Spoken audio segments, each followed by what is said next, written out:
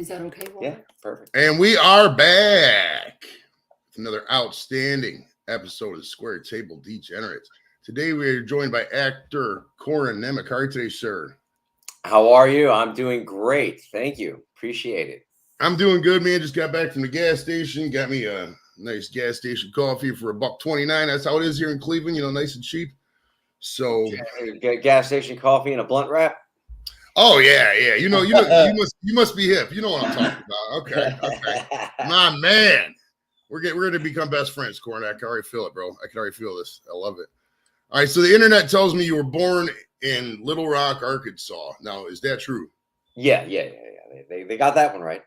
Okay. Now, you're a big time star in Hollywood. In Hollywood, when you started young, like when were your parents from there? Is your family from Arkansas? Were they just passing through? What's the deal with Arkansas? No, my grandfather kind of retired out of the military in Arkansas. He was in World War II as a B-50 bomber captain, and then entered the counterintelligence corps for decades, and retired out there. And that's how my mom ended up down there. My dad's side, his grandfather moved down there in the 30s, having been living in Chicago, and married a painter who was from Arkansas. He himself was a jazz musician. And so they moved down to Arkansas to start a family, get out of Chicago during the 30s for obvious reasons. It's probably not much different today. But except without the Tommy guns, they just. But that said, so my family ended up there. That's how my dad ended up there. They both went to the same high school. Excuse me. In Little Rock, but only briefly. My dad's a couple years older than my mom, but they ended up at the University of Arkansas together. My mom was studying graphic design and ballet. My dad was majoring in architecture. Okay. So they started their short-lived romance during their college days, giving birth to my sister and I. And my dad ended up going from being an architect, designing buildings and such, into the film business in the early 80s as a set designer. He had moved out of art. He had started his architectural career in Arkansas and Little Rock, and moved on to Los Angeles and joined a firm out there, and then went from that firm into the film business, and is now a very well-known production designer, and has done a slew of films over the years, from Twister to The Saint, Patriot Games, The Shadow, assistant art director on Goonies, was a production designer on T2, and I mean, just a slew of films. And my mom ended up as a graphic designer ultimately, after working, for local magazines in Atlanta. We moved from Arkansas to Atlanta after she graduated college. Her and my dad split up, and she wanted to get into the music business as a graphic designer. Okay. So we moved, ended up in Atlanta. So she went from working for like Home Depot and other places doing graphic design to doing graphic design for Standing Room Only, which was a big promotional company for rock bands and stuff in the late 70s, early 80s. The biggest bands. I saw all the bands, from Joan Jett to Hall & Oates and Jay Giles Band and Kiss and Leonard Skinner and I even saw Prince perform. I think it might have been right before his first album ever came out. Oh no, not before Purple Rain came out. He had done that other not too well known album before that, I believe. But it was so I saw everybody and was around. And then she ended up working for the Fox Theater in Atlanta for the Nederlanders, and transferred to the Pantages Theater in Hollywood, doing graphic design for them for plays and musicals and things like that. So we ended up moving to Los Angeles around 1985. Mm-hmm. And I started school at Walter Reed Junior High in Studio City. One of my classmates, David Van Gorder, was at the time an actor, was well known for playing Waldo in the Hot for Teacher video by Van Halen. Okay. And I expressed to him that I wanted to get into acting, since my dad had done assistant art direction on Goonies. That movie had just come out, and I understood the dynamics of what went on behind the scenes, having flown out during the summer breaks. Me and my sister staying with my dad and going on sets that he was working on and things like that. I understood the dynamics of what it took to put a production like that together. Plus, also my mom being in the theater business and whatnot, seeing what goes on behind the scenes there and everything. But so I decided very young that I wanted to be an actor before I became an adult. I wanted to do with the kids what Sean Astin got to do in Goonies. I wanted to, you know, have that play in that kind of world. And so I got into an acting class that he was in called Center Stage LA, that was directed by a guy named Kevin McDermott, who was the artistic director, and everybody and their mother who came out of Hollywood as a young actor probably studied there. He was great, and I ended up doing a showcase for agents and managers within 6 months of studying there. Signed with an agent, Aaron Rubaloff and Lawrence, right away, and started auditioning, within weeks, and landed the first audition I went on was for a Suzuki motorcycle commercial, and I landed the job. So it was, first audition, got the job, off to the races. Paul Ventura cast me in that. He ended up casting me in like maybe 8 to 10 commercials over the next 4 years after that. Were you in the Suzuki commercial? Were you old enough to drive at the time? No. I was only like 12 years old, and the Suzuki motorcycle commercial itself was pretty cool. It played during the 1986 Super Bowl, and it was a big deal. Kind of you can find it on YouTube. It's out there. But within 8 months of acting professionally, I landed the movie Tucker, Francis Ford Coppola's film, playing Jeff Bridges' son. Yes, I was going to ask you about that. Oh, definitely the Tucker. Yeah, movie. that movie pretty much set me up as a young actor being taken seriously in the business, in the industry. So I started auditioning for better roles and ended up doing the last season of Webster, fortunately and unfortunately. But I rolled onto that when I was like 13 years old and played his live-in cousin, Nikki Papadopoulos, for the final season of the show before it was finally shelved. But went on from that to do What's Alan Watching, an Eddie Murphy production with Bob Tischler was the head writer on that from Saturday Night Live, and Tommy Schlamme directed it. Great director. It was a really outrageous pilot episode for a series that never got picked up, but had Fran Drescher and Barbara Barry and Peter Michael Getz, and even had why is his name slipping my mind? The comedian whose mom owns the comedy store on Sunset. Anyway, so it went on from that to do I Know My First Name is Steven, which I got an Emmy nomination for at 15. And sorry about that. Oh, you're fine, brother. Get my phone out of here.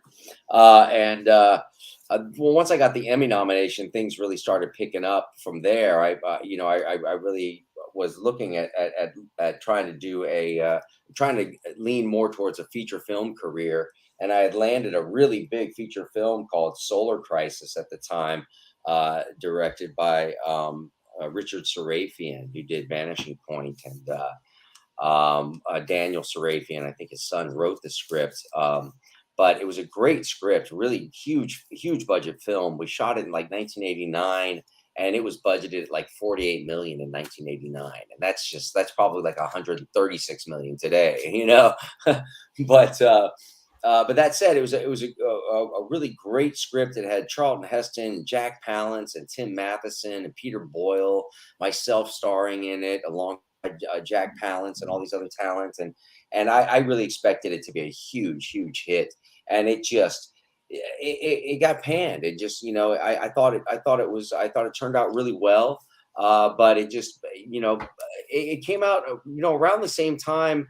A few years before, around the same time as the Stargate movie, which I thought was a great film, it died in the theaters in the U.S. as well. It didn't do very well, So I don't know if maybe that time period wasn't just but maybe wasn't as sci-fi friendly of a time period in film, but it didn't do well, and so you know, at the same time period when all that was happening, Parker Lewis was offered to me by Clyde Phillips and Lon Diamond and um, Robert Lloyd, Robert Lloyd Lewis, who, by the way, those kind of three characters are sort of the characters that Parker and Mikey and Jerry were based on. Robert Lloyd Lewis was Jerry.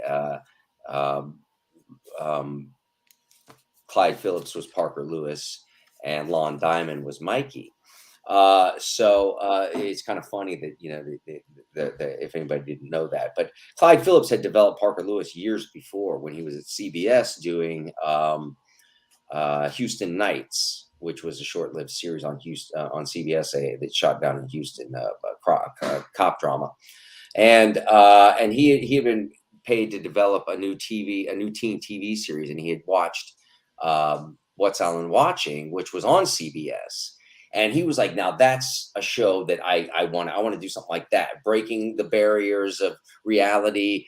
My character in What's Alan Watching talked through the lens to the audience and broke the fourth wall, and and there was some cool camera work and all this stuff. So they created Parker Lewis back then before Ferris Bueller's Day Off ever came out in the movie theaters. So Parker Lewis was already developed as a series previous to that, but CBS passed on it.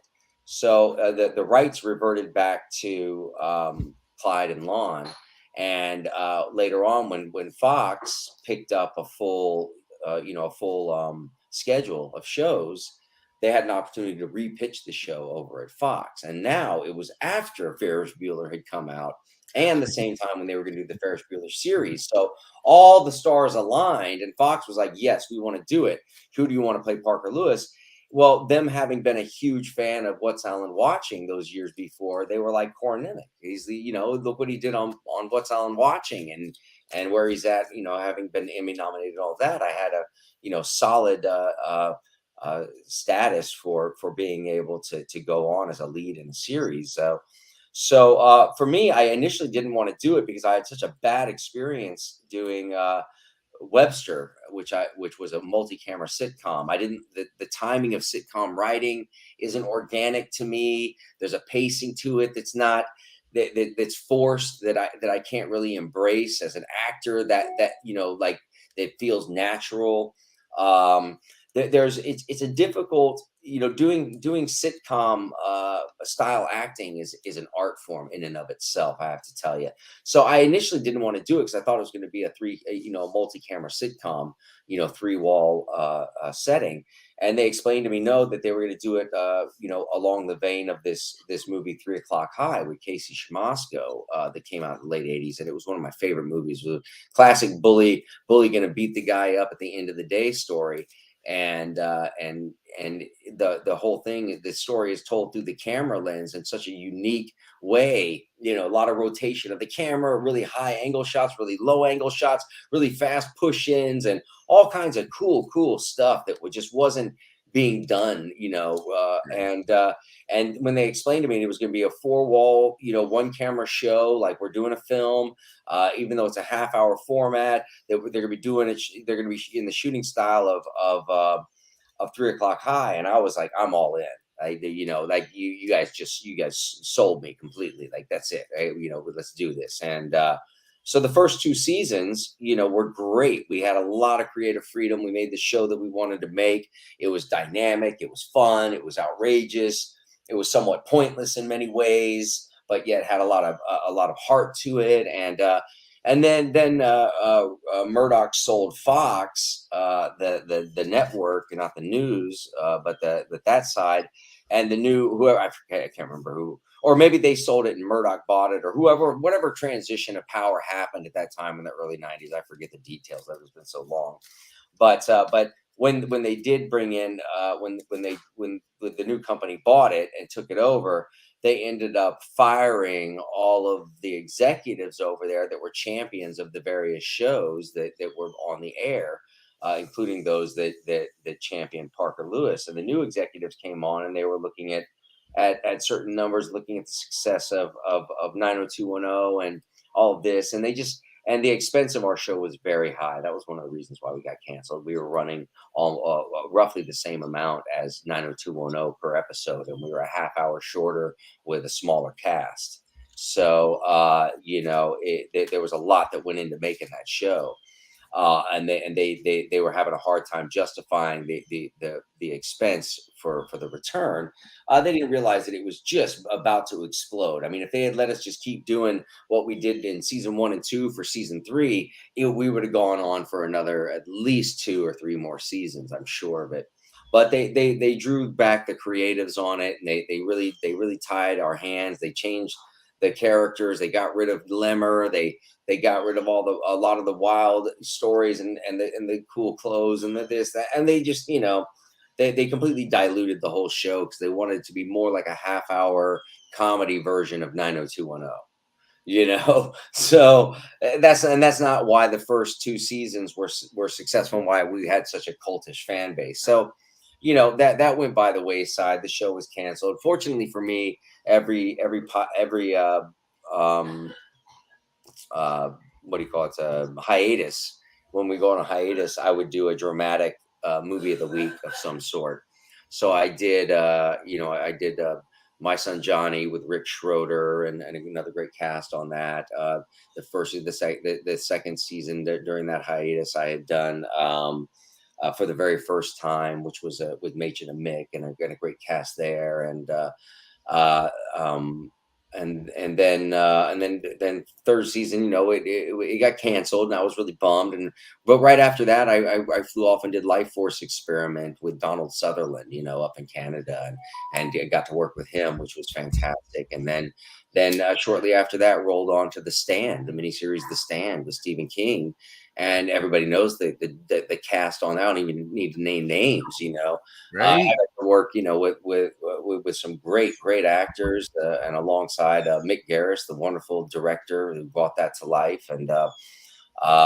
So the transition out of Parker Lewis wasn't as rough as it could have been had I not been continuing to pursue dramatic roles and not not typecast myself as that, because I was still typecast as Parker Lewis to a certain degree, even though I was doing all this other work that had nothing to do with that. It was just such a dynamic. Those first 2 seasons were such a dynamic, explosive character that it's never I've never been able to shake it, which is fine. I love the show myself.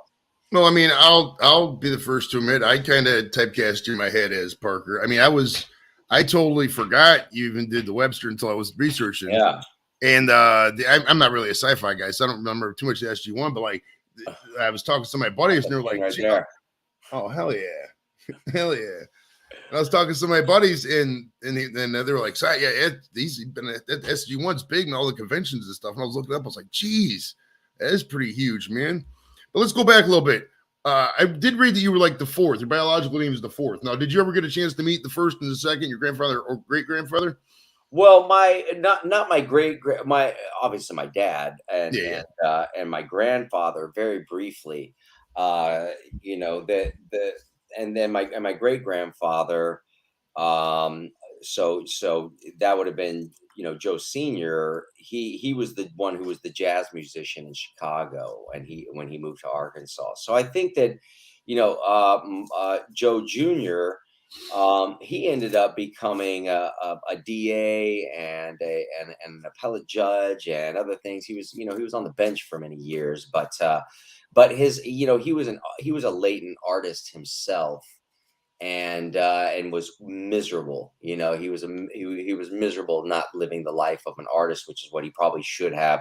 But I think that the pain of the life of an artist for Joe Senior, being a jazz musician and just the hustle of trying to survive, to pay your bills, to get enough food to eat, to this, to that, and everything. He probably didn't want Joe Jr. to have anything to do, with that kind of a hustle, that there was a greater, that he could be a lot more successful entering the normal everyday, world. And he was successful because, he was a very smart guy, but it just ruined him as an individual. He didn't get to really figure out who he was until he was already on his deathbed, which was a little late.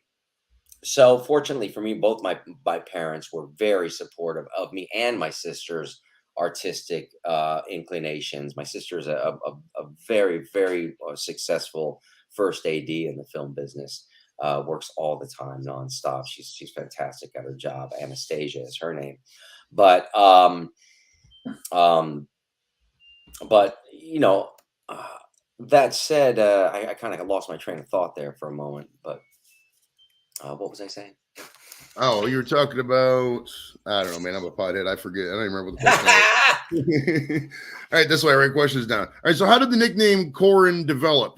And what are your Oh, we were most talking about my dad and this yeah. fourth and the seniors and that this and Yeah, everything. yeah, Yeah. So the same thing happened with my dad with Joe Jr. was he was a very not happy person. So my dad ended up not really being around him a lot and all of that. So it was a long tradition of of this having to getting back to being able to be comfortable being an artist and being able to take that path and be supported doing it, because I don't know if Joe Senior, I know that my family came over in after World War One in the 19 sometime in the 20s from Prague to Vienna to Milwaukee to Chicago, but they were escaping a lot of chaos that was going on in Europe at that time. They were oh Gypsy yeah. Jews, and so they were already from a gypsy artistic gypsy family. A lot of people who made clothes. They made clothing and shoemakers and clockmakers and watch fixers and a lot of that kind of stuff. And probably some thieves thrown in the mix too. They were gypsy. What am I going to say? I'm sure there's a few pickpockets. But that said, the family that they came out of was a very kind of carnival type of a family over in Europe, in Eastern Europe. So it's nice to be back in a place where the generations are I think in alignment now, because my son and daughter both have the full support of me and my ex-wife and their grandparents to really find out who they really are and what they really want to do in life and what passions inspire them to want to keep working hard and to keep moving forward in life. And a lot of us aren't afforded those that kind of support in life.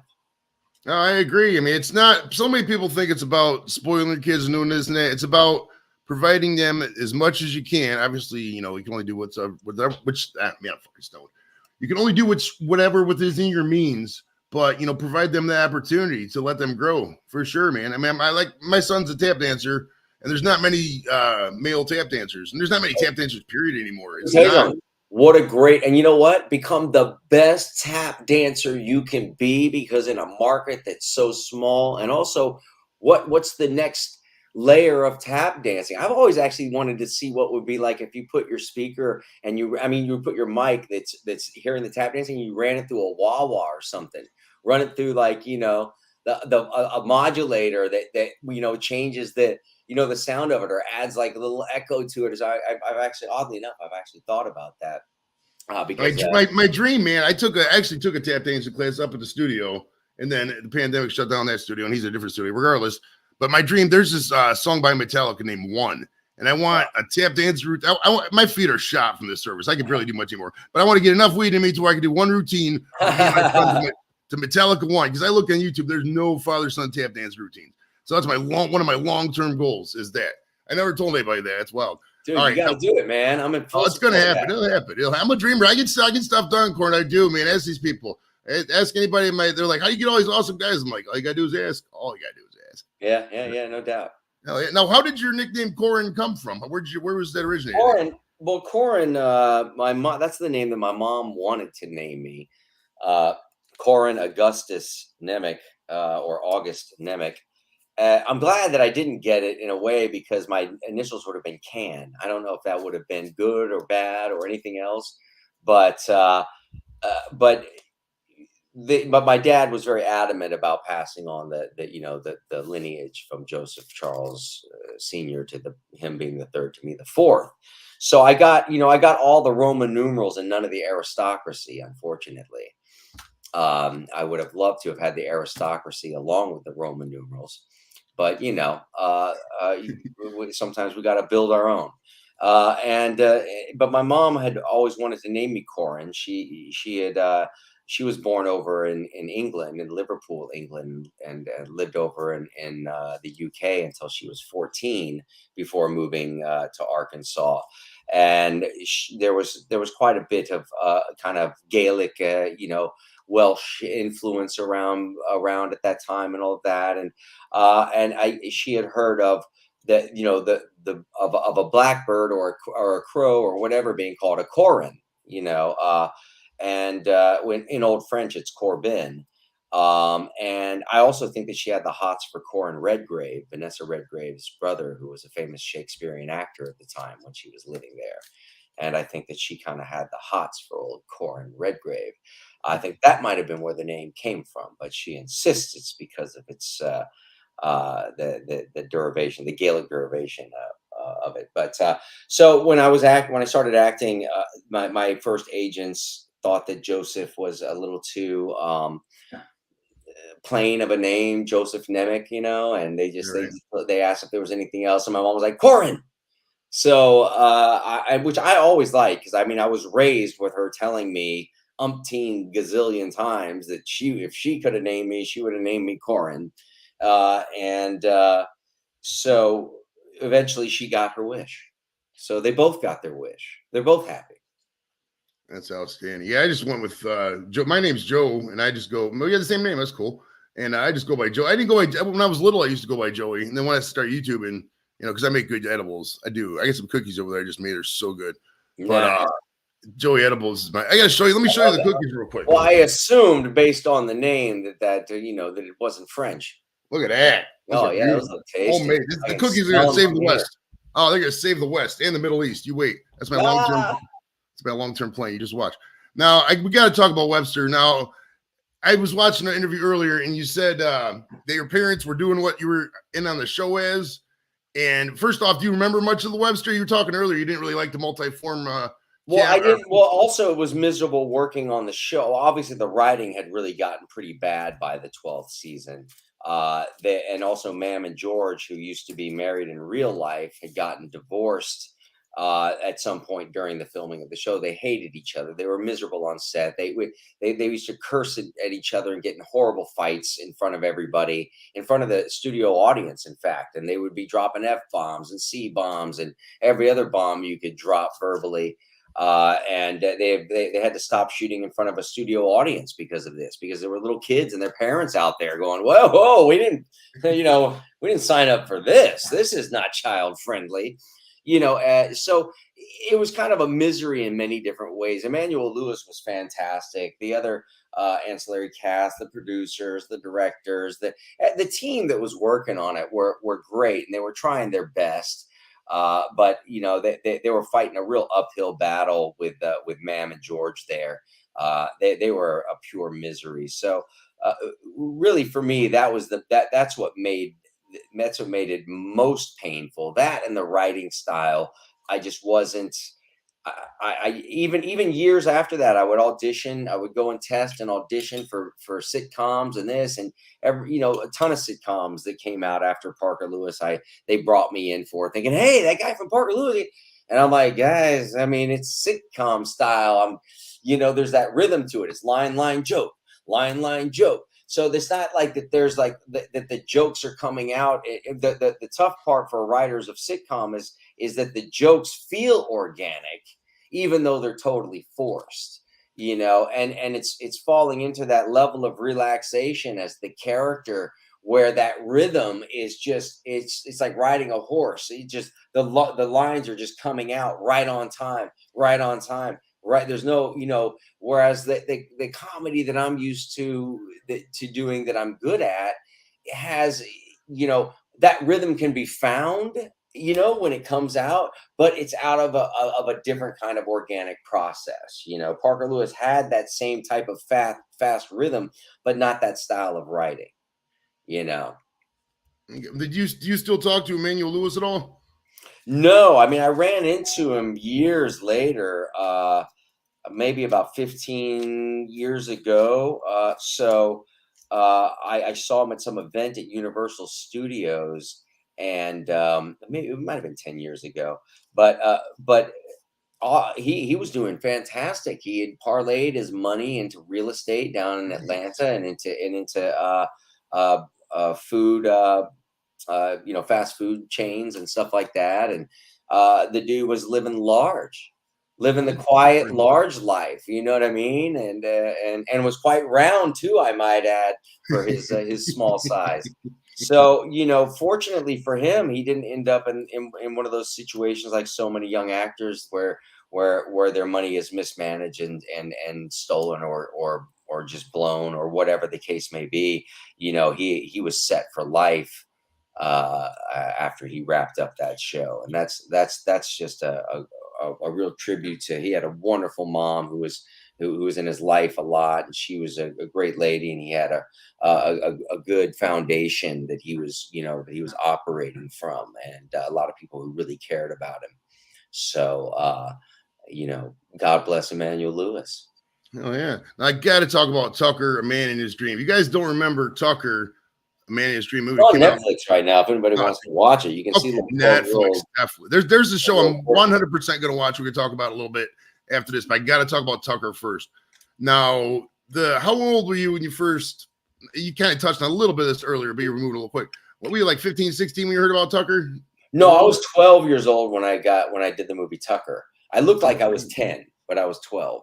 What year was And that? Wait, what year did they film that thing at? well, we filmed it in late 80. I might have even turned 13 while we were filming, but we shot it, and we must have shot it from we shot for like 4 months. I don't know. I mean, maybe 1980, late 86, sometime Okay. later in 86 into 87 or something like that. I can't remember exactly, but what a film. I mean, being able to, at that young of an age, being able to work with Jeff Bridges and Martin Landau and Frederick Forrester and uh, uh, uh, of course, um, the great director Francis Coppola. And Vittorio Storaro, the cinematographer. My goodness, what an incredible learning experience it was in many, many ways. Now, was Noble And, Tucker and, and Christian Slater, I think that was his first film too, possibly, or one of his first films, or his first ventures into acting, playing my older brother, and Nina Shamasko in that, playing our sister, who's Casey Shamasko, later starred in the movie that inspired me to want to do Parker Lewis. So it's funny, small Yeah. world. Now, was Noble Tucker the character you played still around when they were filming this? Yeah, well, I have photos of all of us. I think all of the entire family was still alive, except for Tucker himself, and I think maybe even the mother might have still been alive. But we got photos with the whole family. When we were shooting in downtown San Francisco, the whole movie was shot in San Francisco and Oakland and those areas, disguised as Chicago and Detroit, stuff like that. Okay. Now, have you ever come close to owning one of the Tucker cars in real life? No. That's I wouldn't even want to. Right. I mean, I read, I don't know what the prices are. I just read an article, but they said their average is like, there's only like 50 of them in the whole world or whatever. And they're like 3 million a piece. I mean, something like that, you can't even drive. Well, Coppola acquired, the majority of all of them at a certain point. I believe I'm not sure how many that he owns, but I thought that he owned somewhere in the neighborhood of 15 or so, or something crazy like that. But he was obsessed with those cars way before he made the movie. He was already, buying the cars and and obsessed with the story of them, and the fact that it was this lost car. It's like as if it's like if the first model of the Tesla came out and then disappeared. It's kind of like the DeLorean. You know what I mean? The Tucker is the DeLorean of the 40s. What a beautiful car, though. Now, so did you go to? You kind of touched on this a little bit earlier, but did you go? How was your high school experience? Was it like a traditional high school? Were like your parents would travel? Yeah, I went to Walter Reed and North Hollywood High for the most part. It wasn't a traditional high school experience because I was constantly going away to go work on projects and stuff like that, which I was fine with.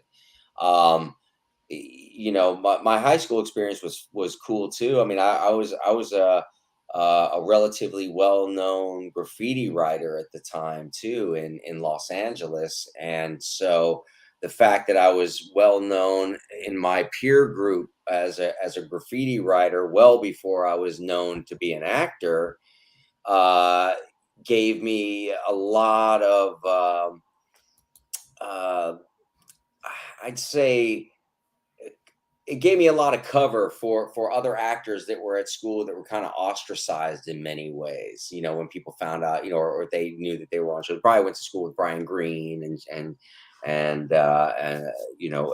one, and while he was doing Knots Landing, and went to school with Shalane McCall while she was doing her thing on Dallas and other stuff, and there were other actors there, but they always seem to kind of like have to be in this sort of like weird little bubble of, you know what I mean?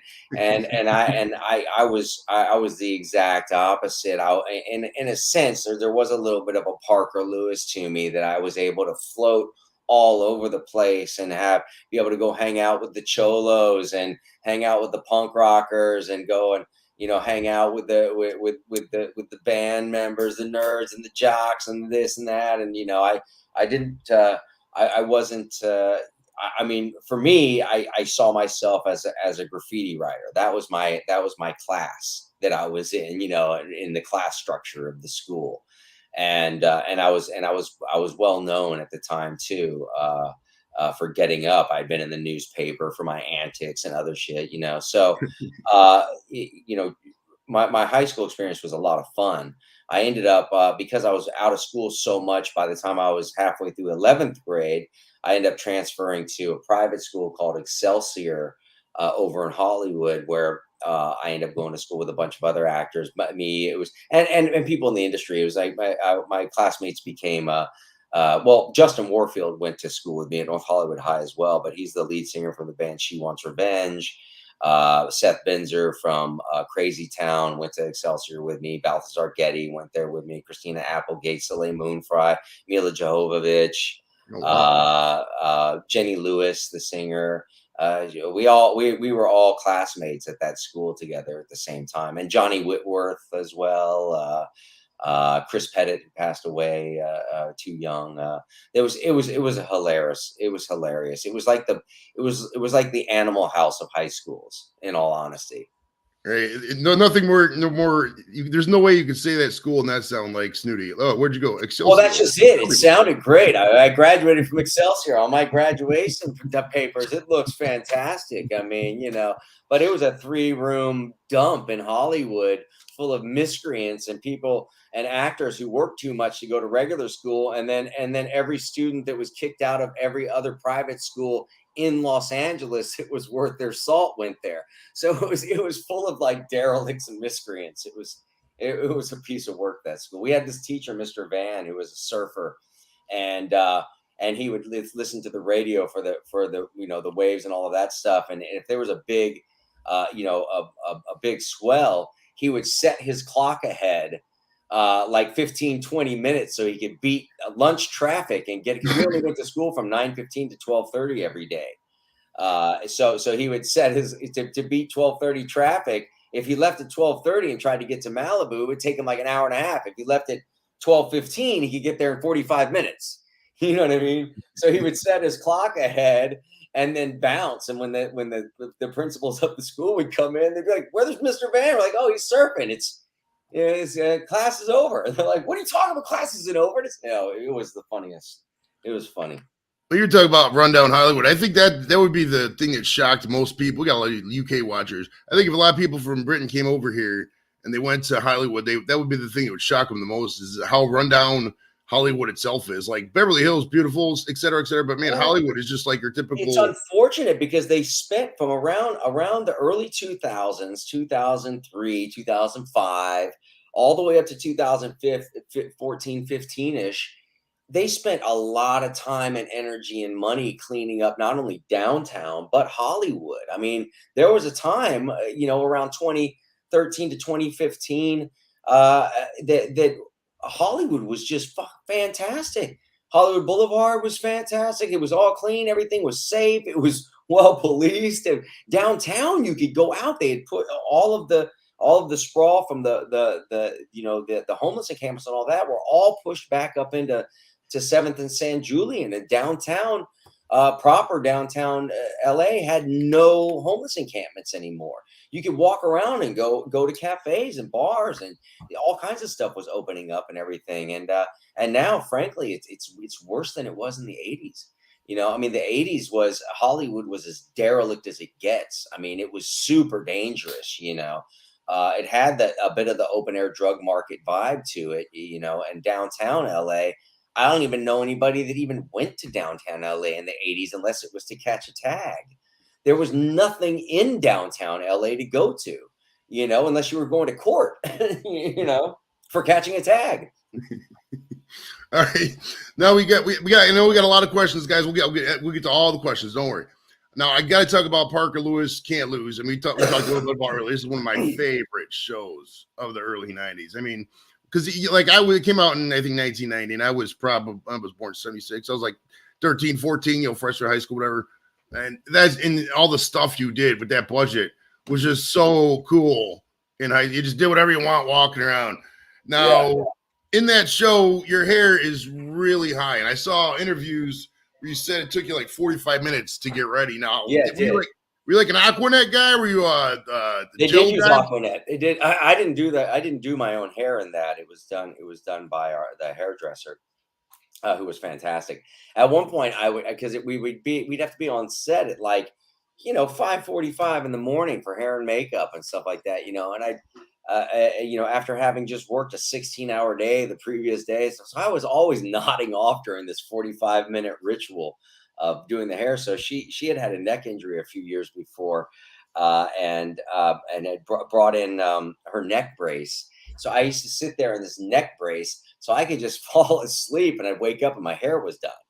But the producers, somebody who came into the trailer while I was in there getting my hair done with his neck brace, and one of the PAs or somebody, and they ran to the producer like, "Oh my God, Corin's in the trailer, and he's got a neck brace on and everything." Producers come running down there, and like, "Oh my God, what happened?" I'm like, "No, it's fine." Like rip off the neck brace. I'm like, "Look, nothing. I'm fine. It's just I nod off when I'm getting my hair done." It was a process, but the style came from, for me, was that I really modeled Parker Lewis off of the hip hop culture of that time period. What the style was in that scene, which was the khaki pants, the high top sneakers, the flashy shirts buttoned up to the top, and then the high top fades, the Gumbies, and the hairdos. And as a white guy, I can't do a high top fade, but I wanted to have the Gumby do. I wanted to have that. I wanted to look like the Fresh Prince of Bel-Air, or James, or Jamie Foxx on In Living Color, or any of that whole style. So that's really where Parker Lewis's look came from, was the hip hop scene and the culture of that time period, and wanting to emulate it, in that world. And I think that from the style that they initially wanted me in, which was in the pilot episode, which was kind of looking like this sort of like, raggedy I shop in thrift stores, look, that with layers, the old shirt on top of the shirt on top of the, so finally when it did get picked up, I was able to put a little weight behind the creatives on what Parker should look like, And until third season, when they, you know, made me start looking like Jason Priestley, that everything was great. All right, this is actually a good. Now, captain's from the UK. Explain for somebody who's never heard of Parker Lewis in like one or two sentences. Explain what the show is about. Parker Lewis was a teen angst half hour comedy about the most popular kid in school and his two best friends. One who was an edgy rocker type, and the other who was a really nerdy, energetic type. And their antics in school, dealing with a principal who was always out to get him, and a bully that always wanted to beat him up, and sort of surviving the pros and cons of being popular in high school or whatever. And there was a lot of secret stuff to it. That's the basic, explanation of it. But within this world they created, there was like secret rooms through locker doors, and we had our own private radio station in the upper reaches of the gymnasium. And it was an outrageous show. One of the characters, who was the henchman to the principal, his name was Lemmer. Miss Musa was the principal, but he could teleport, in and out of dematerialize in and out of scenes, or locations, because he was like part vampire. And it was just ridiculous stuff like that. Was there any episodes that stuck out to you for because they spend a lot of money on production? That's what I loved about it. They don't do that anymore. They really don't spend money on production value. But was there any episodes that stuck out to you in terms of like, wow, they spent a lot in this episode, or this one was really fun, something like that? There were so many, honestly. I would have to go back and watch. It's been so many years since I did watch them, but and also the guest stars. I forget who all I mean, we had so many people do little one take, moments in it, from Weird Al Yankovic to Alice Cooper and Elvira. And I mean, I just can't. There's just the first two seasons are just a hilarity of guest spots and great writing. But I can't think of anything in particular right offhand, outside of a prank that I played on one of our directors. I'll leave his name out of it. He's gone on to some pretty big things, but he got a DUI Sunday night, and he was supposed to be at work very early Monday morning, and obviously couldn't make it from jail. The previous episode we had done was an episode where my parents go back to their protesting days for some reason or another. I forget, but they get thrown in jail and whatnot. And so we had this jail set that was just sitting off to the side still, that hadn't been dismantled or removed or anything, that was on the sound stage. And where you film from is like a director's area. There's, they got all the monitors set up so you can see what's going on set and everything. And it's kind of like and the directors, when we were on the sound stage, they never really moved from this area, because they could see what was going on the camera from anywhere on the sound stage. So so what I did was have them dismantle the jail set and rebuild it around the director's area, including the door and all of that. And so when he did finally show up, once he got out of jail later in the afternoon, another one of our directors, Brian Spicer, stepped in and took over for him until he got to set. But when he did finally get to set, he had to direct from jail for the rest of the day. That's great. I was laughing hysterically. Nice. Now, I didn't know this until I watched I was doing some research, and you were in the Jump Around video by House of Pain.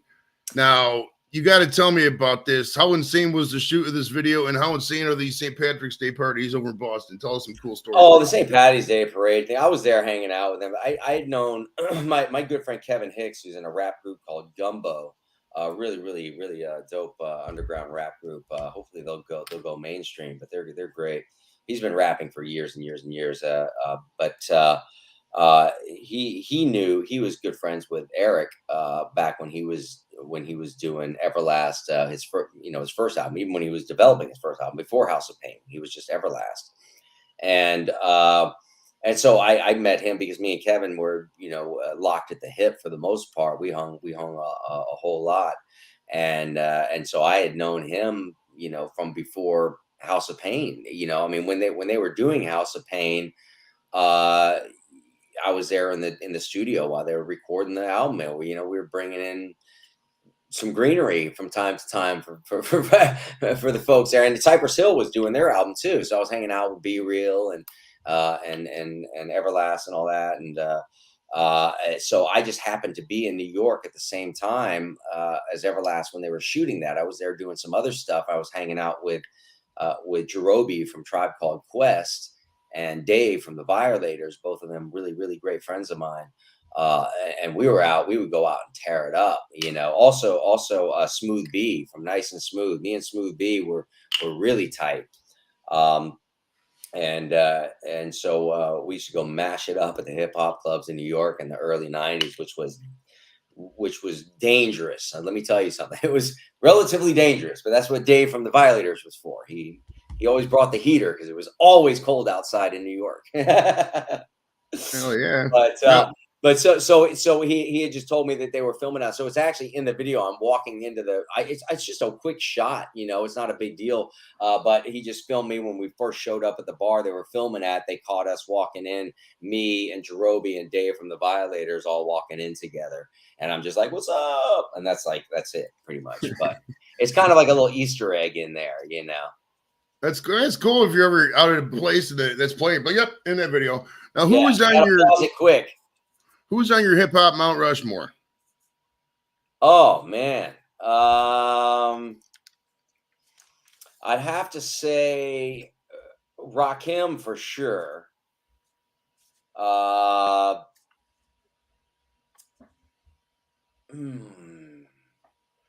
Definitely KRS-One. KRS-One, Rakim.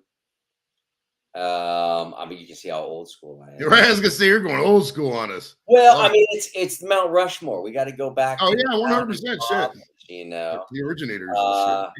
It's a tough one from there because boy, it explodes after the '80s, man. The amount of artists that come out after that. But man, you got me. I'm so out of my game on hip hop now from when I was young. But the people that I listen to most, I mean, I would at the time. It's funny because when I go back and listen to them now, I'm not as overly excited about the raps anymore. But Brother Jay from X Clan was always one of my favorites for some reason, and so was Just Ice was also one of my favorites. But I'm gonna have to come back to the four horsemen of hip hop. I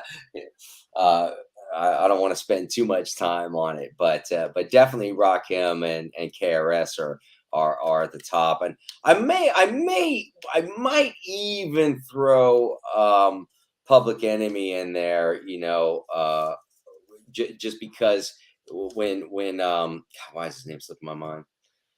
Flavor, not Flavor Flav, but Chuck D. Yeah, Chuck D. I think what Chuck D kind of did for hip hop was at the time. I feel like he kind of broke the mold in a way where the rapping style it wasn't so much about the like the MC Milk and this and that, like having like some kind of just being hard and rough and putting your lyrics out there, well written. It changed the dynamics of hip hop for me in terms of what I was listening to, especially, so I might even have to throw Chuck D up there on the mountain. Hell yeah! All right, we got some audience questions. Sorry about the delay, guys. We're just vibing, man. It's now this is a movie I am 100% gonna check. It's a mini series. I'm gonna definitely check out because I was reading the plot of The Stand with Stephen King, and the plot is, man, I gotta ask you, man, during the first initial throes of the whole pandemic thing, did this movie cross your mind at all?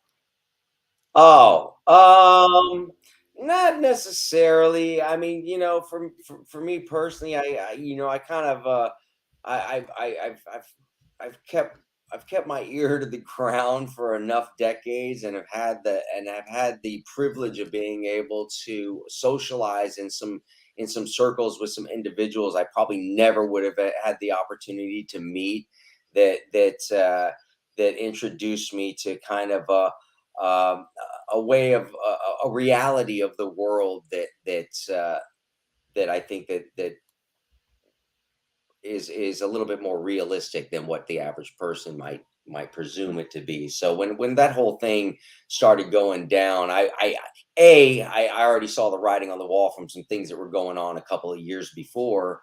So it wasn't a big surprise to me. I think the biggest surprise to me was how quickly the average person was willing to drink the Kool-Aid of it all, And I'm not saying that it didn't exist or doesn't exist or anything else. I'm not even going to get into that subject matter of it, but just the absolute fear mongering, just came so hard and heavy on, that I saw people dropping like flies to the fear. People that I never would have imagined isolating themselves away from the world for months on end, I'm like, wow, man, this is some wild stuff. So from that perspective, that was a trip. But overall, oh, the fart machine just went off somewhere in the background. That's hilarious. But I wish if it was in here, that'd have been even funnier. I would have been the next Swalwell. The fart heard around the world. But anyway, so it didn't. I think that what has that's what surprised me most was just how quickly everybody just panicked. And but other than that, nothing surprises me anymore. Hey, we got a question from Captain. He says, Corin, I was a big fan of the Jonas Quinn character in Stargate, and I hated you were written out. What are your thoughts on it? Yeah, it's a quick timeline. Basically, what happened is that obviously the original cast was so well loved by the fan base for the first 5 seasons, and the transition to another character for the majority of them, to somebody else playing a role in it besides him, was just abhorrent. So they just bombarded Sci-Fi Network and MGM and the producers with hate mail, you could say. And this is way before my character was one of my episodes even aired. Certainly after the first episode of season 5, there was a lot of hoopla going on and a lot of blowback and all of that. And I've already gone into the fact that I didn't like the wardrobe that they put me in and the hairdo that they gave me in season 5, and I felt really constrained as the character. So but that said, I wouldn't blame people going, God, this guy's going to replace Daniel Jackson, uh, based on the parameters I was given for the character, as it was written. So the character got to loosen up a lot as the show went on, which was great. But by then, there was already a lot of movement behind the scenes, unbeknownst to me, with MGM and Sci-Fi Channel and all that to try and negotiate with Michael Shanks to bring Daniel, the character, back, because before they'd even aired the first episode on Sci-Fi Channel for season 6, there had been so much blowback. They were very, very concerned that all of this money, all of this investment was going to fall apart if they didn't have the original 5 members back. And then by the time, so they were already trying to make that happen without me knowing. So by the time the show did start airing, and there was really positive response to the character, people were starting to accept the character and could see the character, replacing Daniel Jackson in the long run. By then, it was too late. They had already sailed their ship downstream in bringing back the original 5 characters, bringing him back to the show. So, which was unfortunate to me, because I would have made some different financial plans. I would have bought a smaller house, had I known that was going on behind the scenes. But it was a drag, walking away from the show, and after having had so much fun on it. But I will say that having been a part of the show certainly expanded my reach and popularity and pop culture kind of engagement as an artist, big time. I mean, there's no doubt about that. It has returned in due course tenfold what I ever imagined for only being on a show for a season and change. Now we got a follow up from Captain. He says, Corin, the Stargate universe yielded some great sci-fi, maybe some of the last great sci-fi. Why can't they seem to get it right now? And I piggyback on that. Like, is it's just Hollywood stifling people, or is it? I don't know. I don't know.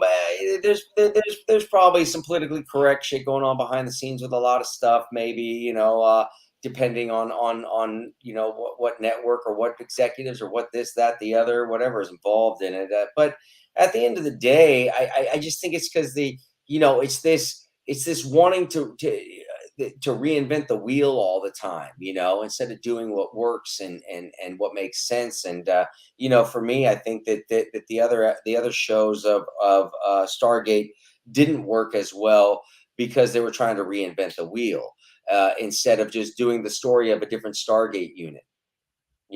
That's that I think it's as simple as that. It's what's SG7 been up to the last 10 years.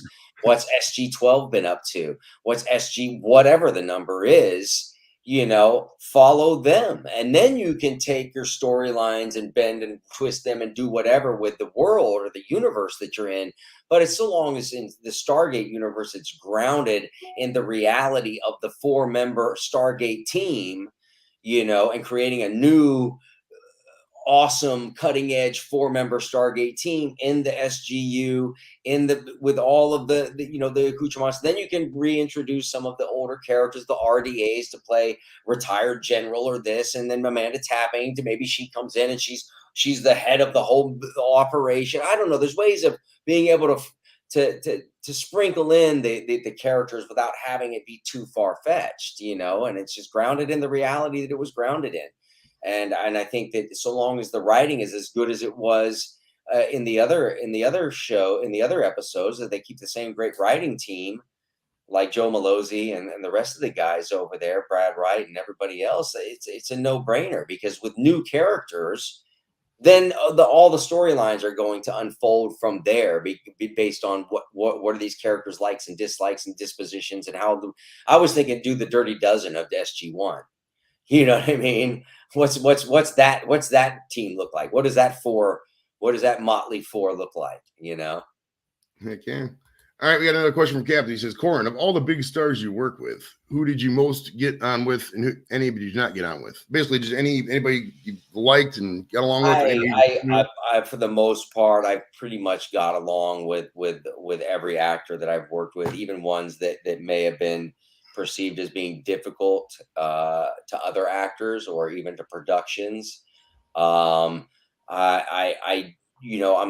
extremely easygoing on set. I try to stay as laid back and relaxed and stress free as possible, because it's already stressful. Productions are already stressful. They're like a military operation. Things have to go off without a hitch. You got to be on perfect timing. You got to get your hours. You can't just go moonwalking into a project and think you got everything covered unless you've done your homework. So, I haven't really had many bad experiences. I've seen people have bad experiences with actors that I'm working with on shows. I've seen production and directors and other people. I think that mostly, if I butted head with anybody on productions, it's really only been on 2 occasions, the movie Goodbye America and this really small budget Disney Channel film, Cry of the White Wolf 2, where I butted heads with directors a little bit.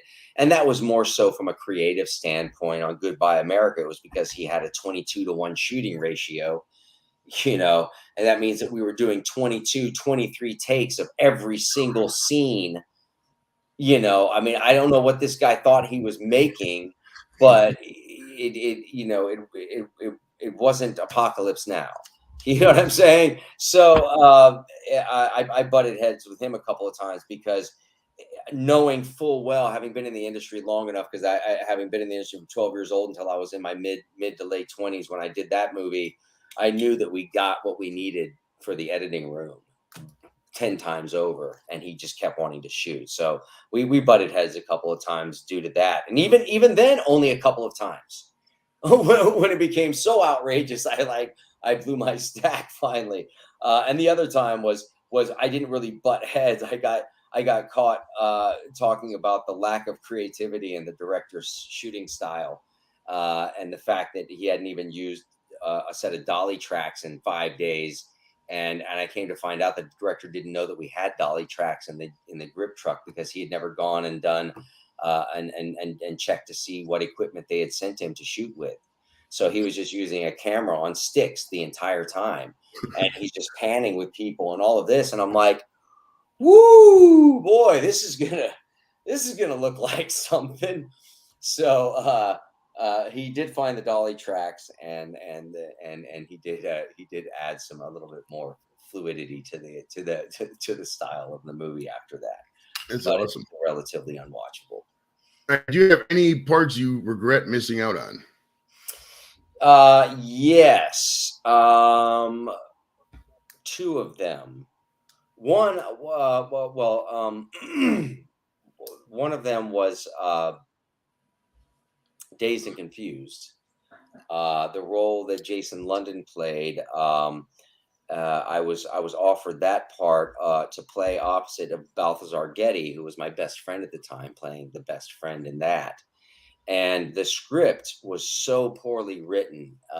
The original script for it was so poorly written. Me and Balthazar got together, and we were looking at the script and talking about it and everything. And we didn't realize that Linkletter and the team over there, the creative team, that they were going to get together and basically rewrite the entire script over a weekend with the whole cast in a conference room in Austin at a hotel, and fix all of the problems. We had no idea that that was going to happen. We probably would have said, well, yes, of course we're in.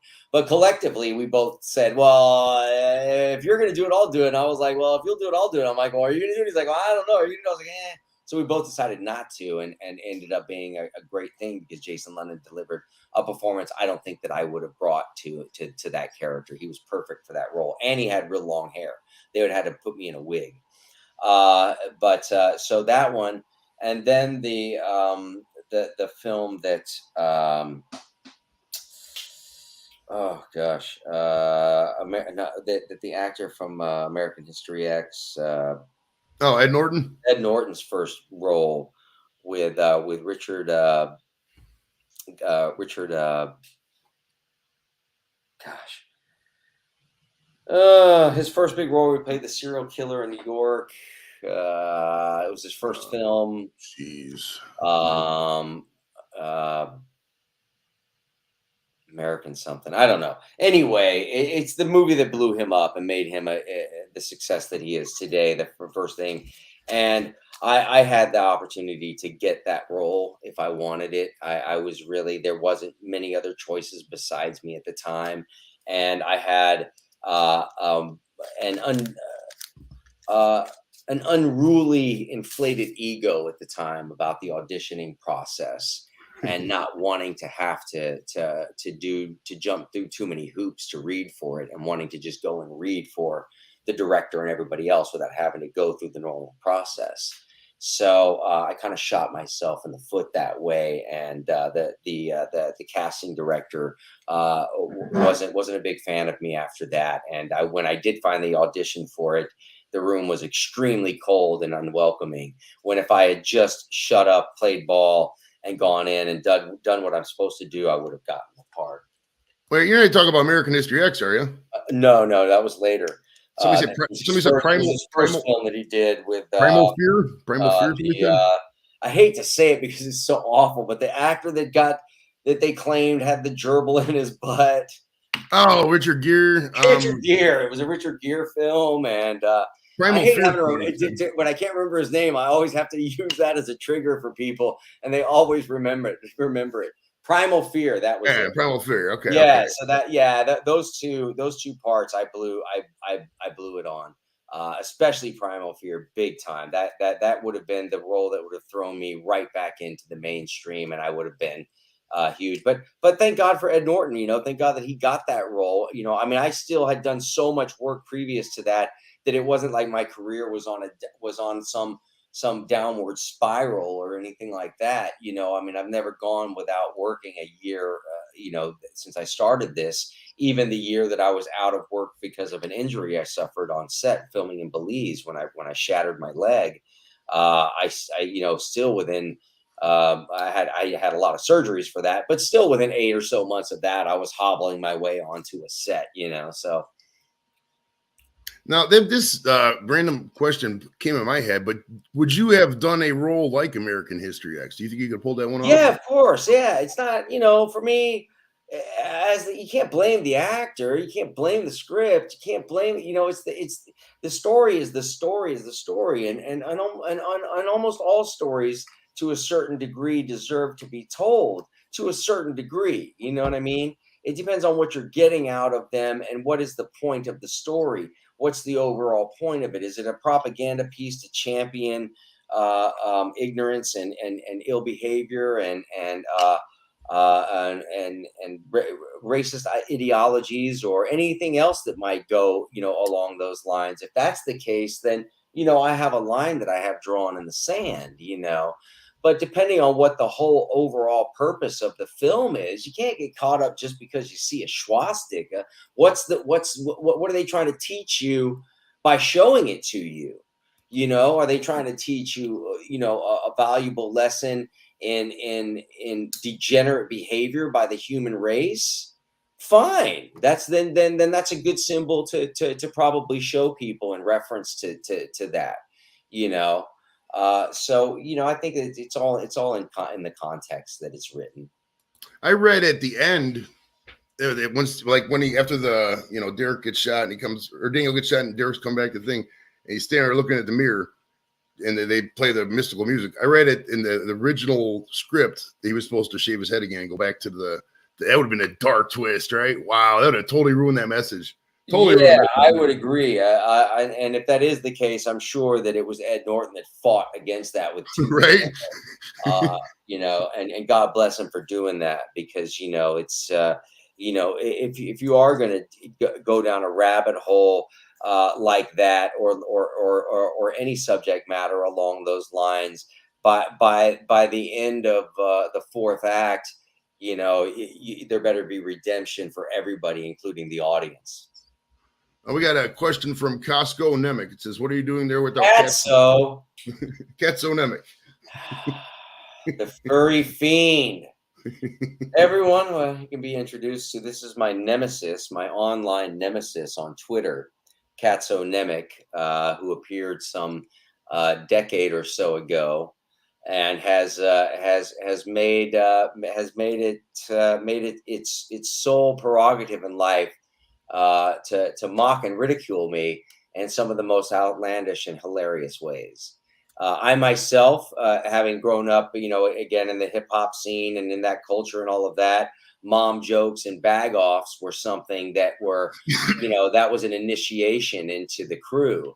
And if you couldn't take a bag or a mom joke, if you got pissed off and got all butthurt over a mom joke, and some of them were brutal, or a personal bag on yourself that might point out a certain feature you're not very excited about in a way that's hilarious yet all too rude, if you can't laugh at that as well, so my skin is extremely thick from all that.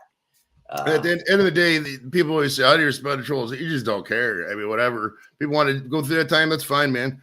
We got a standard question we ask every guest on the show: Queen or Beatles? Who you got? Man, I mean, if I can separate Sgt. Pepper's Lonely Hearts Club Band as an album out of the equation, it's Queen all day and night. But because of Sgt. Pepper's Lonely Hearts Club Band, because of that album, that makes it a real tough choice. Without that album, it's a no-brainer. Heck yeah, I agree.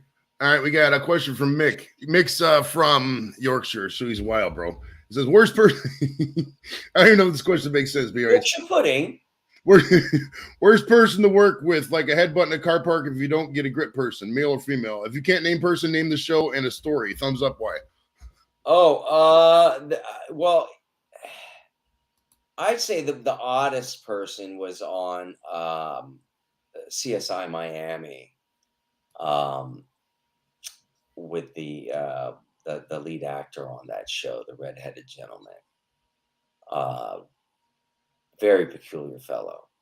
Um, Probably far more uncomfortable for the crew and production and all of that to work with. For me, it was fine, but he always took these strange pauses. He had his son. He always wore sunglasses. He'd always take these strange pauses before he would deliver dialogue and all of that.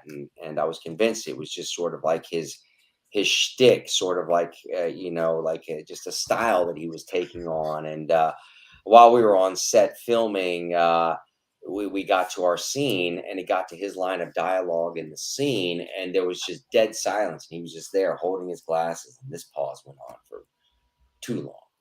And then suddenly he yelled off camera about who's making noises. What was his noise? And there was not a sound to be heard. But he mocked up a noise and heard some off camera noise that was reason enough to cut and they'd say, this is why we can't get a day done right, because people off camera can't keep quiet, and there should be no walking, there should be no this. The whole time he's saying that, he's walking over to his set chair. And when he gets to the set chair, I'll walk this way so you can see it. When he gets to, this will be the set chair. When he gets to the set chair, this one, I'm getting lost here. When he gets to the set chair, he sits. I can't do it. He sits down on that. I'm trying to use this little Corin thing as the set chair, but he sits down on. He goes and sits down, opens up a script real quick, gets to the line of dialogue, closes it up, finishes his tirade, goes back and sits down. All right, now can we just roll this thing? And then we get to it, and he does the same pause, and then he says the line of dialogue. And so now I'm convinced that the whole reason behind that is because he's not sure what he's about to say next. Epic. All right, we got a question from Captain. So much TV and movies seem to want to lecture the public. Do you think that's stifling creativity?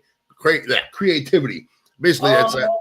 I think that every movie can have a soul, can have a purpose, can have a message. It depends. I mean, if he's referring to kind of the what's termed now the woke agenda, this sort of wanting to paint with a broad brush, a certain type of vision of what culture and society is like versus what it may be like for people in real life, who actually deal with normal people every day and all of that, and how much in what time period, what occasion do they actually stumble upon some of these social cultural nuances that are being pushed in film and television today. How often do they actually engage with that in their everyday life outside of television?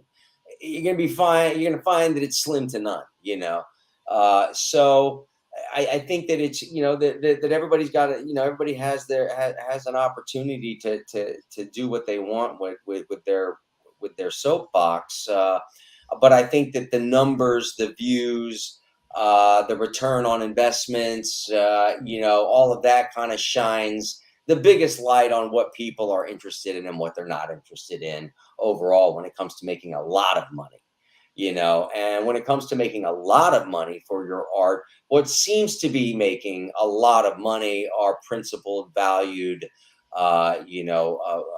projects that have something to them that at least leaves you with a little thought to chew on at the end of the project, that gives you some hope that maybe humanity isn't as devolved as it is in all of the zombie movies and horror films and the darker films that show the darker side of humanity.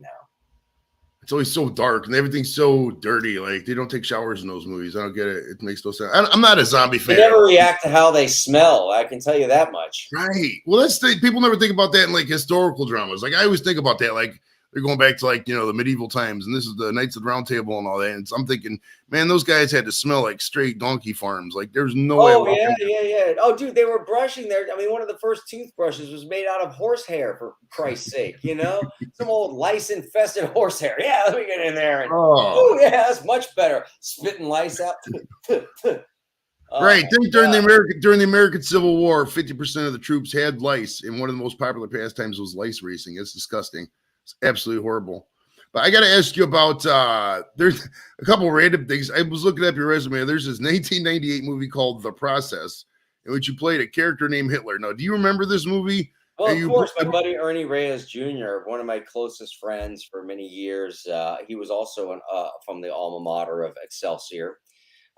He's a very, very famous martial artist. He and his father, Ernie Reyes Sr., and his brother Lee Reyes is pretty well known as well. He was one of the Power Rangers for many years. I think the yellow one, but Ernie, he was in a lot of movies when he was young as a martial artist. Red Sonja and that other that um, um,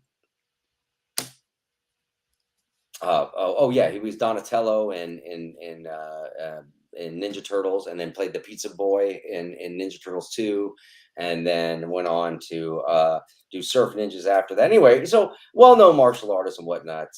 Known him for ages, and when we were in acting class together, we were both studying with Manu Tupo at the American Repertory Company for over a decade, and it was a very artistic environment that the theater company was, and he wanted to write this sort of film noir martial arts movie, you know, and it's avant-garde, all right. It's well worth a watch. It's hilarious, and obviously, I play this cross-dressing coke addicted Hitler who runs this martial arts crew, and it takes place in this fictional reality, of course, but we shot it. I think that the overall budget all in was what we spent. We filmed for $50,000. We shot the majority of the film up in Vancouver, and then we shot some pickup footage and stuff down in Los Angeles for another like 25 grand or so. So all in, I mean, it was an under $100,000 budget. So if you do watch the process, just know you're in for some laughs, some great entertainment, but also a very cheap film. Yeah, if you go to YouTube and type in the process Hitler, it just gives you a bunch of World War II documentaries, so don't even bother. Ah. Now, I got to ask you about being on Tim Pool's show. Now, it's no secret that the guy's been swatted like a bunch of times. Now, was there any fear of that when you came on the show? I wouldn't care anyway. Again, going back to my days growing up as a graffiti writer in LA, there was plenty of moments of interactions with the authorities that some may have deemed as potentially dangerous situations to be in. But if you remain calm and do as they say, and and know when you're busted. Granted, he's not busted for anything, but I'm just saying, if anybody out there is up to any shenanigans and you do get busted, just lay down on the damn ground and let them do their business, because you will avoid the possibility of great bodily injury, and you can deal with the ramifications of whether it was legal or not later. Now, does he keep the chickens from Chicken City at the same place as the studio, or are they at an undisclosed location? The what? Now, he runs a channel called Chicken City. Did you ever see that Chicken City channel? Oh, well, he has a bunch of chickens in this chickens. I was wondering if you got to see the chickens. So I guess yeah, the chicken house in the back. Yeah. I saw Chicken City. Yeah, I know what you're talking about now. Yeah, okay. Of course, yeah. It's he's got a lovely spread. He's got an incredible setup there. I was actually up there, for kind of a different reason. I was up there really talking to him about he had some interest in potentially expanding their platform to include a little bit more scripted work, scripted shows and stuff like that. So I was up there kind of just picking we're just shooting the shit about that, really. And at the last minute, he asked if I wanted to come on the show. I wasn't even scheduled to be on the show or anything. Oh, wow. Because we were up there for totally different reasons. So I was as surprised as anybody that I was on it, to be honest. But I had a good time while I was there. I would just like to. I'd rather go back on the show prepared, and as a legitimate guest. I was a legitimate guest, but as as a guest in terms of knowing what the heck I'm about to get myself into, type of guest. 100%. We got a question from Jules. She says, what would you be doing with life if you hadn't chosen the acting path?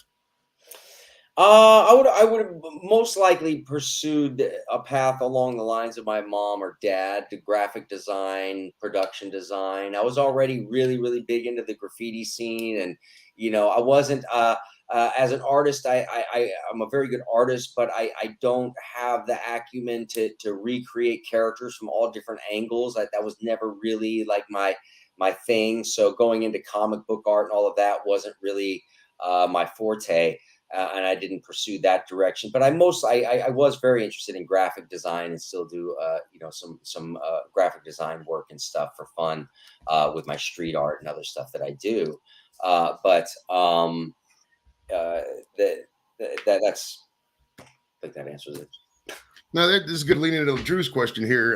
Do you still do graffiti art, or what is your current art outlet? Yeah, I have. Yeah, of course. I mean, I've been.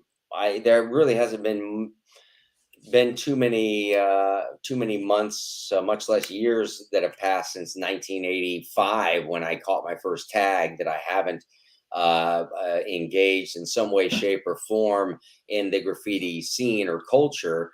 Whether that's sticker art or stencil art or wheat paste art, or still potentially tags or graffiti art. The full form.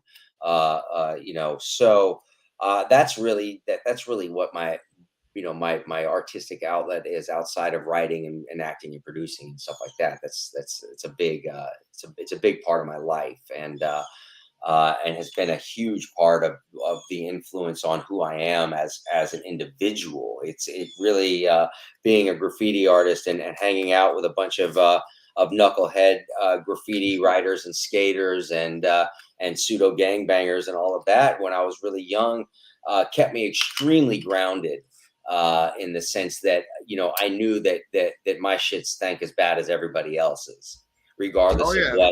what Teen Beat or Pop Magazine or Tiger Beat or anybody else was trying to paint a picture of. I knew that I was, that I was as important as the next guy I was jumping over the fence with to bomb the freeways. You know. Well, you learn too when you grow up with people like that not everybody, because you have your friend circle around your street and everything. You usually know your parents' friends nowadays and stuff like that. But like you realize not everybody grew up as good as you did. And some people just got some crazy living situations. If you hang out with people, I'm not saying go hang out with all the local gangbangers, but I mean, if you hang out with No, I people got with that well. My yeah. upbringing, my mom being a struggling artist, and being a single mom, we had to live in government housing on numerous occasions, and in subsidized housing, and in the food programs, and on stamps and everything else. I mean, I know that side of the train tracks extremely well, and that's how I got into the hip hop and graffiti scene in the first place. Was living in the complex that's 6 blocks by 10 blocks long. You know what I mean? It's not an apartment complex. It's a whole universe in and of itself. So much goes on in complexes that are that big with that many people. I mean, it's crazy. It's outrageous. And so but my introduction to more of an urban kind of culture and lifestyle and expression was something that was experienced at a relatively young age, right out of the gate. So my cultivating that type of lifestyle with my friends wasn't anything new for me, and my friends are still my friends to this day. Like I said, Justin Warfield was in my graffiti crew. He's the lead singer from She Wants Revenge, and Balthazar Getty was a tagger back when I was, and Seth Binzer was from the crew CBS, which has a great movie that just came out, a documentary about that epic iconic crew. Mickey Avalon, the rapper, who I took the photo for his first album and his first album release. I did all the photographs for him, but he was in CBS. I knew all these guys when we were in the 80s and early 90s, all tagging together. David Arquette was someone from KGB crew. I knew him back in the 80s. All graffiti writers, but we still know each other, and we're now doing stuff in other professions. And a lot of other friends that I knew as graffiti writers back then are doing big things nowadays, big things in the art world, and curating and all of that, and galleries, and the the whole Seventh Letter crew, and all of that stuff that came out of the crew that I'm in, TCF, The Chosen Few, one of the older crews in Los Angeles, that were known for being very reputable artists as well as bombers. So anyway. Did you Now, what did you mainly tag? Did you? I see. For some reason, I noticed like trains, like Conrail trains, and for so all these. I mean, I didn't do a lot of trains in the 80s. In the 80s, really, the freeways were the big thing to hit in Hollywood in the 80s. I wasn't introduced to train yards until the late 90s and then into the 2000s, really. I knew that people painted trains, but it just wasn't my thing. Uh, but freeway overpasses and freeway walls and abandoned buildings and stuff like that was more the what I was gravitating towards, and all the train tracks, being down on the train tracks, there was a lot of graffiti yards when you walk down the tracks and get away from the main streets and stuff. Boom, now you're in the graffiti yard, which was in some areas was extremely dangerous. I mean, I got to tell you, there were numerous times where the local gang that ran the neighborhood that you were painting in would come up and ask for donations, which meant from all your collection of cans you're about to paint with, you better hand over a certain amount of those cans and in colors that they like. Otherwise, they're going to take all your cans and you're never going to get to paint there again. That's awesome, man. Just like a real life Grand Theft Auto. It sounds like it's great. Yeah, all right, yeah. Question, hopefully not. Question from Captain. He says, "Do you appear at many Comic Cons and do the convention circuit?" I have over the years, not so many in the U.S. A lot of the U.S. cons they're very different than the ones that they do over in Europe or in Australia, New Zealand, Japan, other countries, the UK. When you go to those conventions overseas, there's a little. I don't want to sound. It's not like an ego thing. It's nothing like that. But there's a little bit more of a VIP type of a treatment that they do over there, and the way that they orchestrate it all. You never have to bring any of your own autographs to sign or all of these other kind of things that these sort of these collector shows. You have to bring a lot of your own stuff to sell and everything like that, and you kind of feel like your own used car salesman. You know what I mean? Like I'm the used car salesman, and these are all my used cars. From past jobs that I've done. Which one do you want to buy? You want the Fiat? What do you want? You want the Rambler? I don't know. So it's a little bit of a weird, experience doing some of the US cons. I still do them. I just don't go out of my way to have to do them. But a lot of the cons have slowed down a lot too. The financial crunch that everybody experienced over the last number of years closed a lot of the big conventions overseas.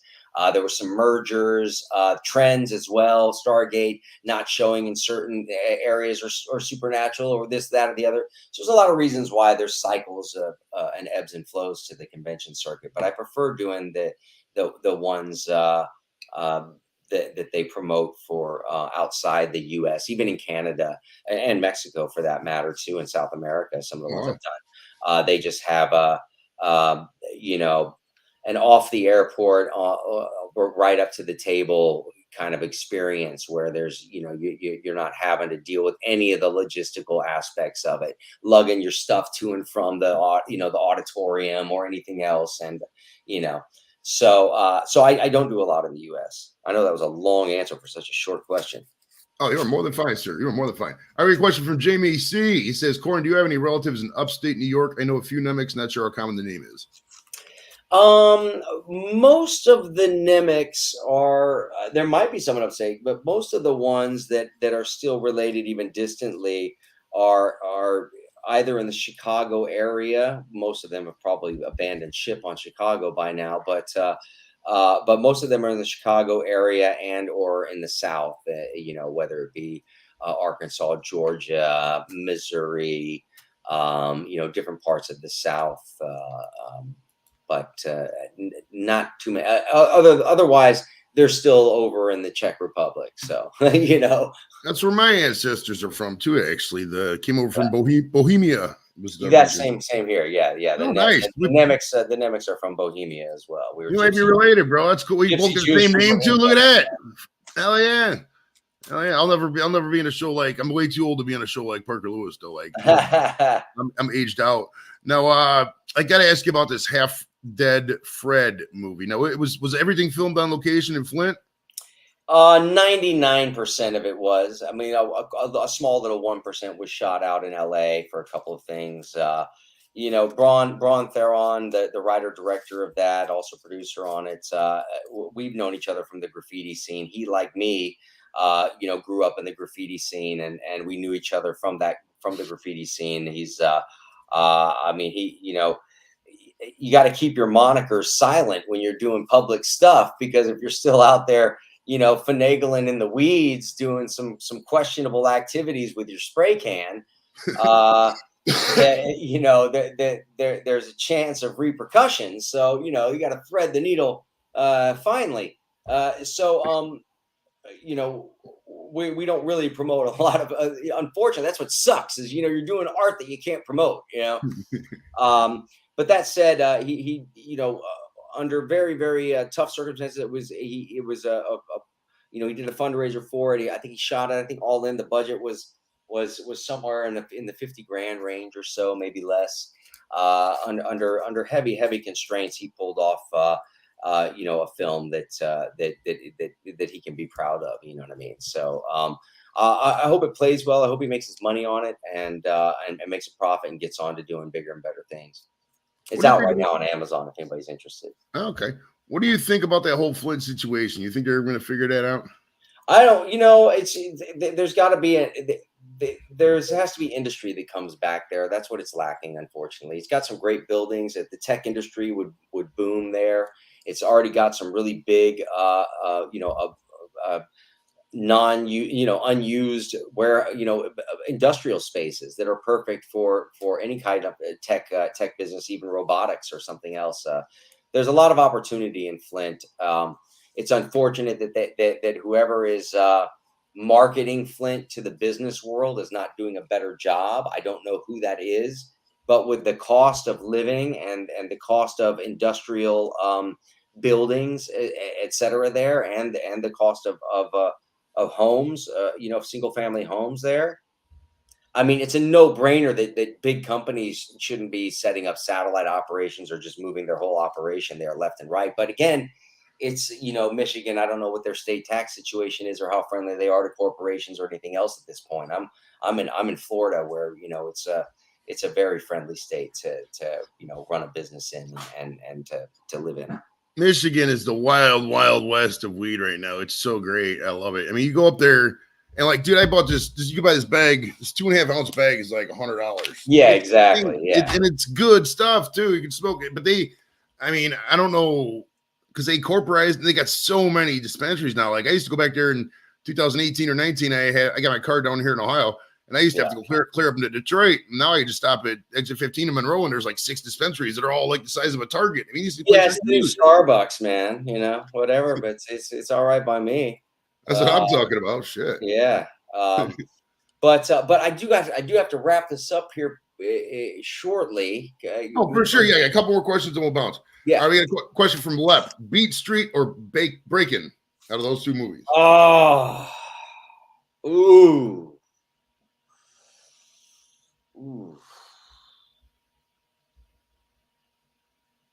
Probably Breakin'. I don't think I've ever seen Breakin'. If I remember correctly, Breakin' just had a little bit better production value to it, or it might be reversed. I can't remember. I can't even remember Breakin', to be honest with you. I remember Beat Street, but I don't remember Breakin' at all. I don't know. Yeah, that's a tough one. All right, what was the first car you owned? What was the best car you owned, and what do you drive now? Right now I just drive a small SUV. Little good gas mileage. 28 plus miles per gallon, which that's what I go for.